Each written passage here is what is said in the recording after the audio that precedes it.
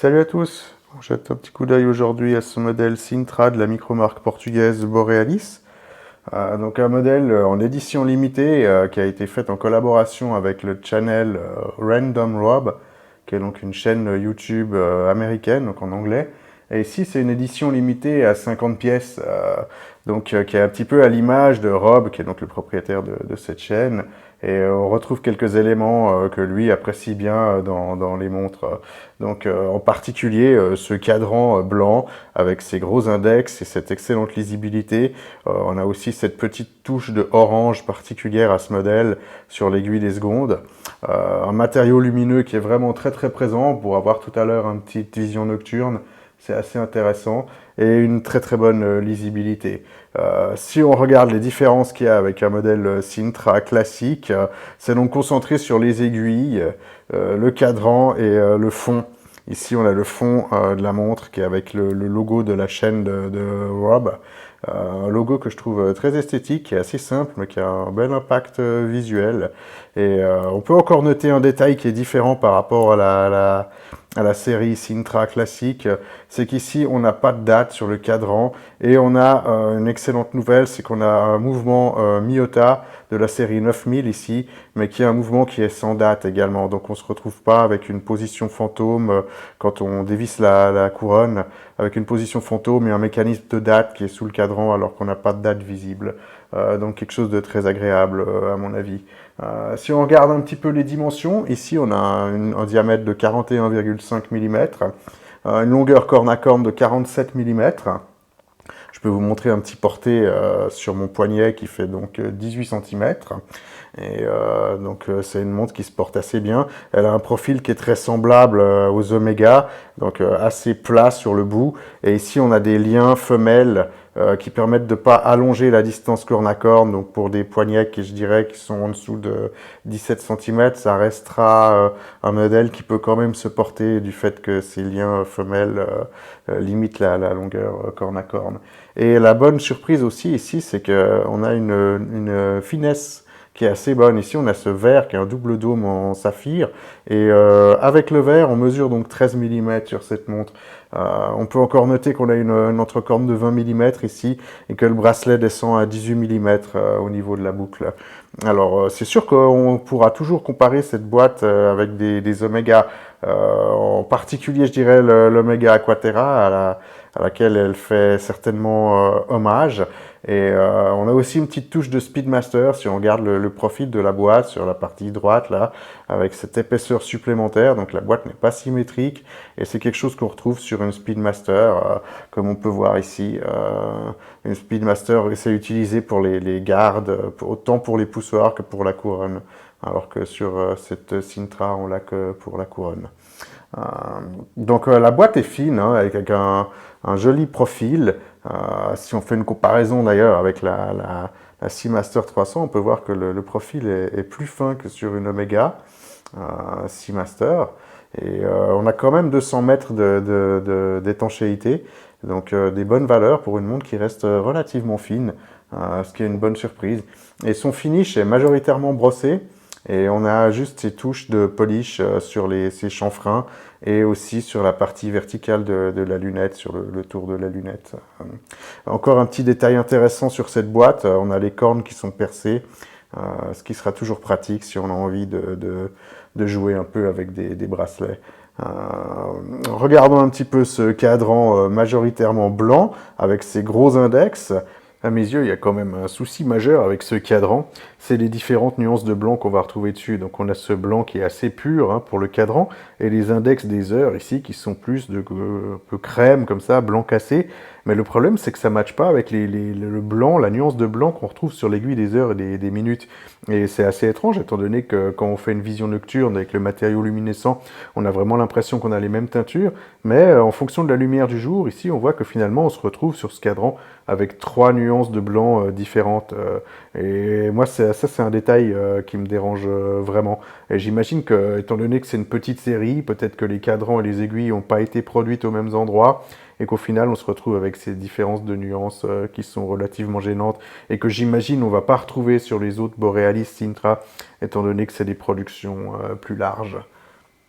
Beaucoup de matériaux luminescents sur cette montre. C'est du BGW9 on va voir que c'est vraiment très très efficace.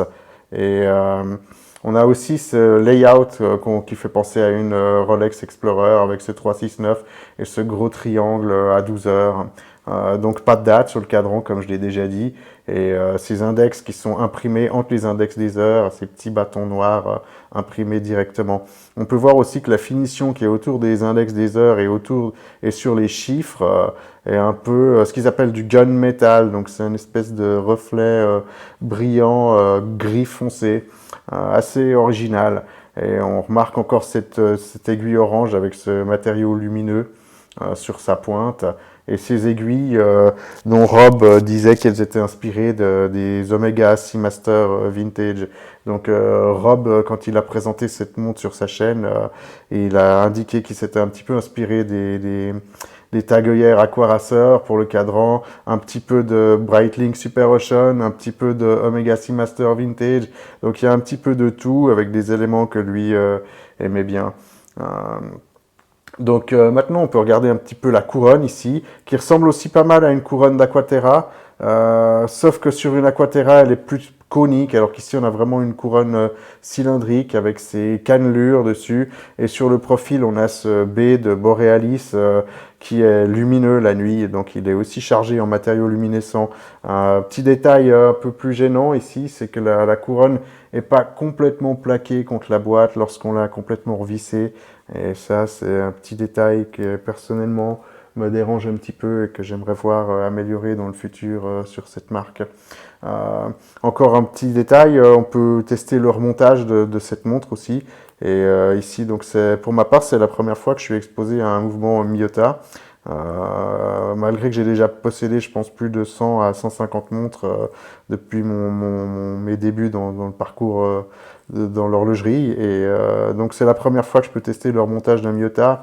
Et c'est vrai que c'est un petit peu sablonneux, je dirais, et pas très très onctueux à remonter comme mouvement par rapport à un ETA 28-24 par exemple.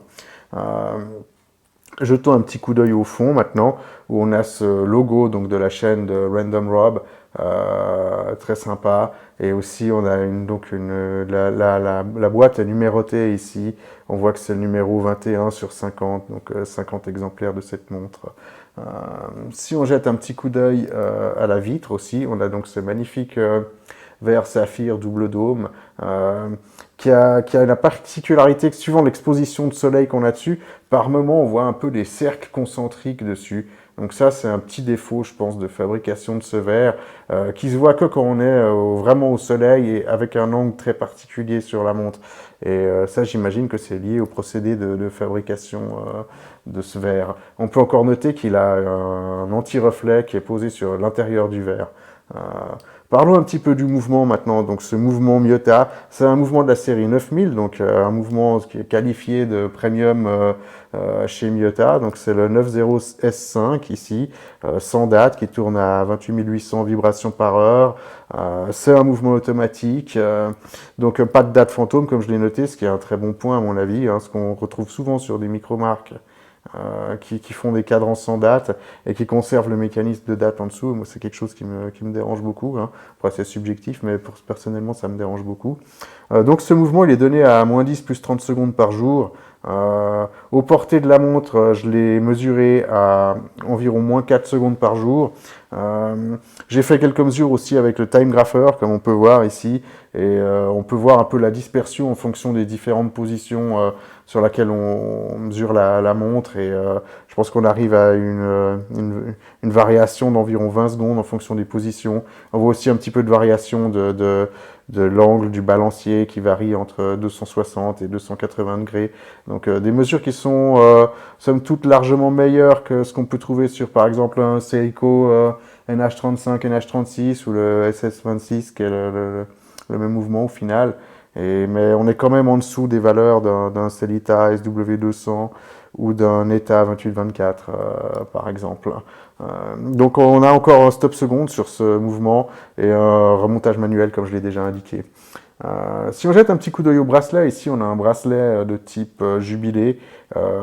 Une chose que j'apprécie beaucoup, c'est qu'il est entièrement brossé. Donc souvent sur les jubilés, on a le maillon central qui est poli.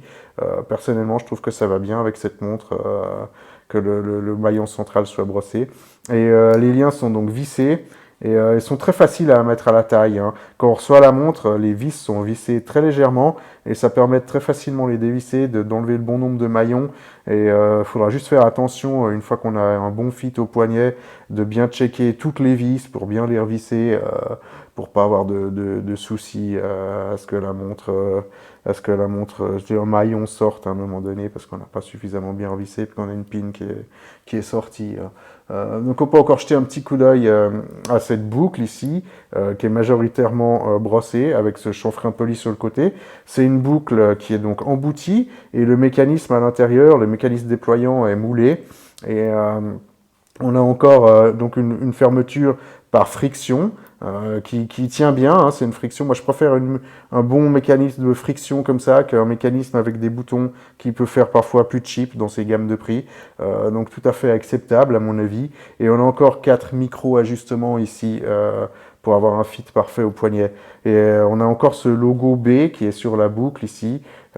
Donc ça, c'est aussi un petit détail qui pour moi pourrait être amélioré sur ces montres, c'est qu'on a la marque Borealis sur le cadran, on a ce B sur la couronne et on a ce B ici sur la boucle, et on a l'impression que c'est pas vraiment les mêmes polices, ou alors si c'est les mêmes polices sur la couronne et le cadran, la fonte est pas de la même épaisseur, et c'est quelque chose que je trouve un petit peu dommage, d'ailleurs de manière générale. Je trouve dommage que cette marque n'ait pas un joli logo qui irait bien sur le cadran, parce qu'il y a très peu de texte, on voit juste le Borealis sur le cadran. On pourrait avoir un joli logo qui irait avec. Ça, c'est quelque chose qui pourrait peut-être être amélioré dans le futur sur cette marque, hein.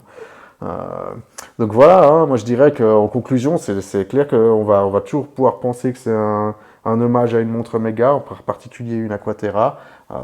Dans une gamme d'environ 500 €, moi je trouve que qu'on se retrouve avec des specs intéressantes, avec ce verre saphir, cette étanchéité, cette jolie finition brossée, ce bracelet qui est d'une qualité tout à fait acceptable, le mouvement Miyota dedans qui est quand même un mouvement un petit peu supérieur par rapport à ce qu'on peut retrouver dans les micro-marques à 200, 300 €.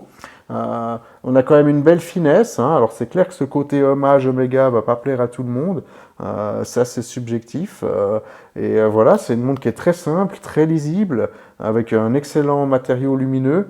Et pour moi, il y a 2-3 petites choses qu'on pourrait améliorer, hein, comme je l'ai déjà dit, hein, c'est avoir un peu plus de cohérence au niveau des polices entre le cadran, la couronne et la boucle, peut-être un joli logo. Et le détail qui m'a vraiment dérangé sur cette montre, c'est finalement d'avoir ces nuances de blanc qui sont différentes entre les index et les aiguilles. Donc voilà, une montre qui est très intéressante, un joli cadran blanc, une montre qui est sympa à porter pendant l'été. Et voilà, j'espère que cette petite revue vous a intéressé et je vous dis à la prochaine. Ciao!